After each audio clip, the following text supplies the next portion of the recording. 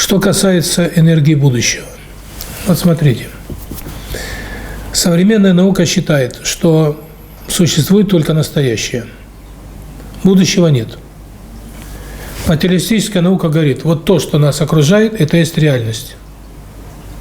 Будущее формируется нынешней реальностью. И все. Но тогда невозможно объяснить простой феномен. Ясновидение. Я сам, когда включал внутреннее видение, я видел, что с человеком произойдет. Каким образом тогда, если все хаотично, как можно увидеть будущее? Это невозможно. Как можно предсказывать нюансы какие-то из будущего? Дальше. Я смотрел часто детей и видел, как на тонком плане разворачиваются будущие события, те испытания, которые они должны пройти. Потери или неприятности, проблемы в личной жизни. И что удивительно, на уровне сознания никто ничего не подозревает. А на уровне подсознания мы реагируем на будущее как на настоящее, и, соответственно, можем быть агрессивными или депрессивными, то есть можем заработать все проблемы, даже не подозревая об этом.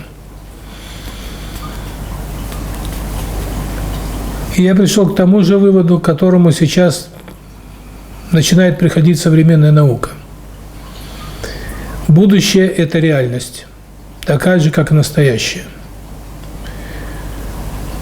Будущее соединяется с настоящим, переходит в настоящее, перетекает. И вот здесь очень важный вопрос, который практически не отработан и не освещен никем. Каким образом будущее взаимодействует с настоящим? Оказывается, будущее не просто плавно перетекает в настоящее. Вот было будущее, вот сейчас стало настоящее. Будущее и настоящее – это антагонисты. Это две противоположности. Они борются друг с другом и перетекают друг в друга. То есть настоящее в какой-то степени формирует будущее, а будущее – настоящее. Но будущее идет к нам и формирует настоящее на тонком плане, в подсознании, а на сознании идет обратный процесс. То есть диалектически идет взаимодействие двух потоков времени. Какое отношение это имеет к здоровью человека? Очень простое. Будущее – это совершенно новая структура. Она разрушает настоящее. Что такое разрушение? Разрушение – это, как правило, потеря, это больно, это далеко не всегда приятно.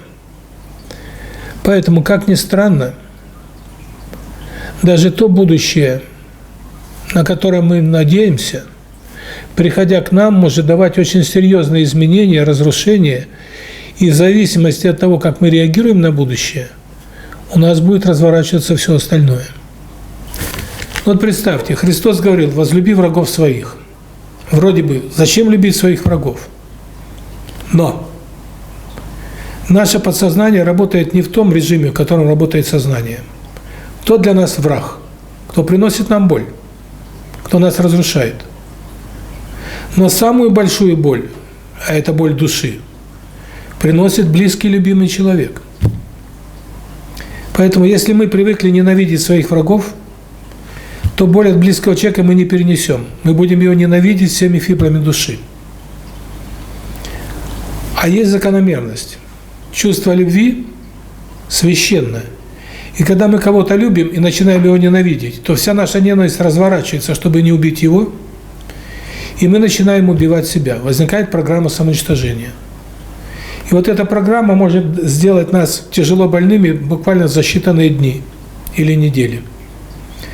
Поэтому умение простить того, кто обидел, умение сохранить любовь даже к врагам – это условие нашего здоровья.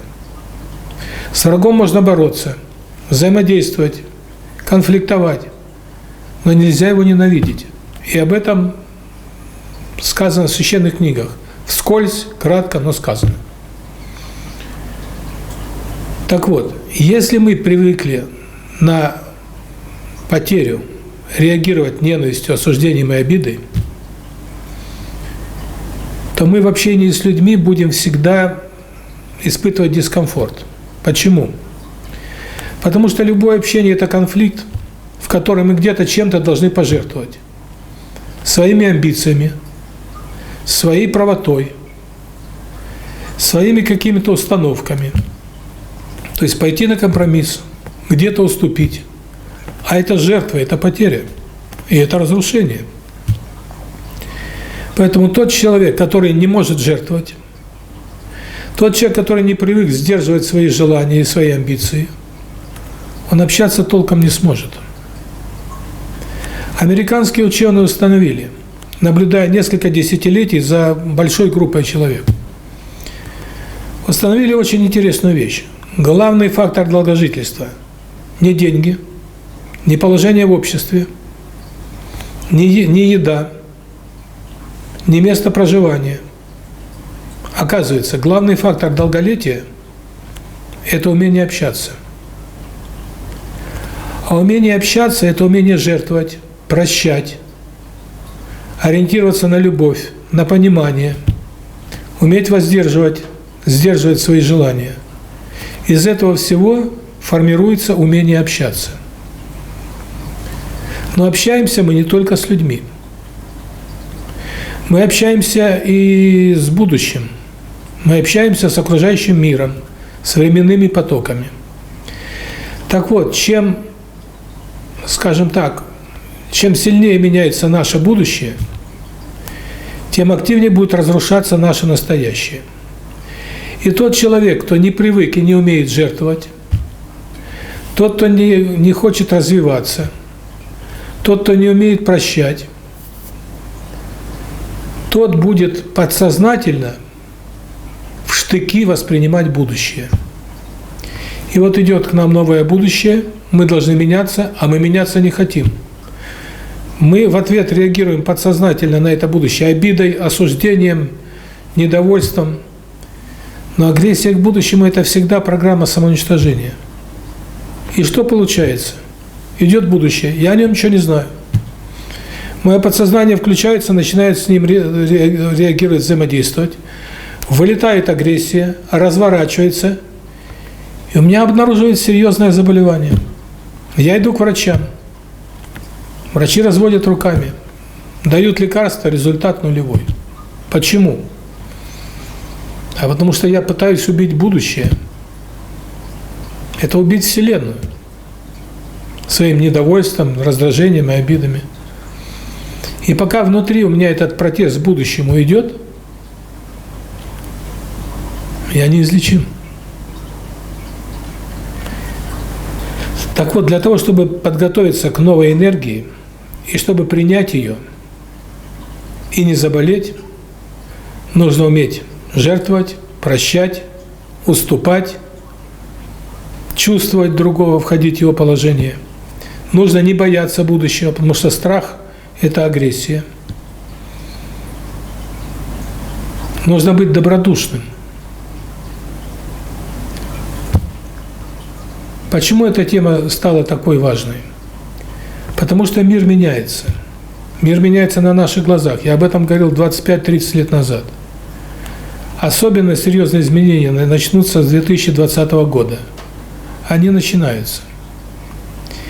И от того, насколько мы готовы принять новую энергию будущего, готовы измениться и готовы развиваться, зависит наше здоровье и наша судьба.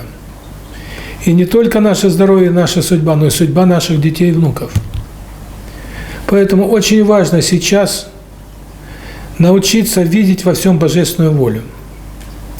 Научиться сохранять любовь, невзирая ни на что. Научиться любить врагов своих. Научиться быть добродушными, уметь жертвовать, уметь сострадать.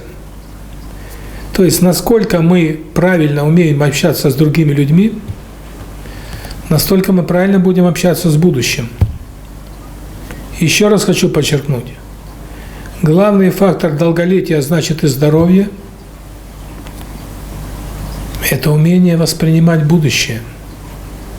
Это умение воспринимать новое. Вспомните, что говорил Христос. Не переживайте о завтрашнем дне. Бог подаст. То есть все от Всевышнего. Поэтому отбросим страхи, отбросим недовольство, сожаление, настроимся на добродушие, готовность меняться, устремление к развитию, устремление к любви.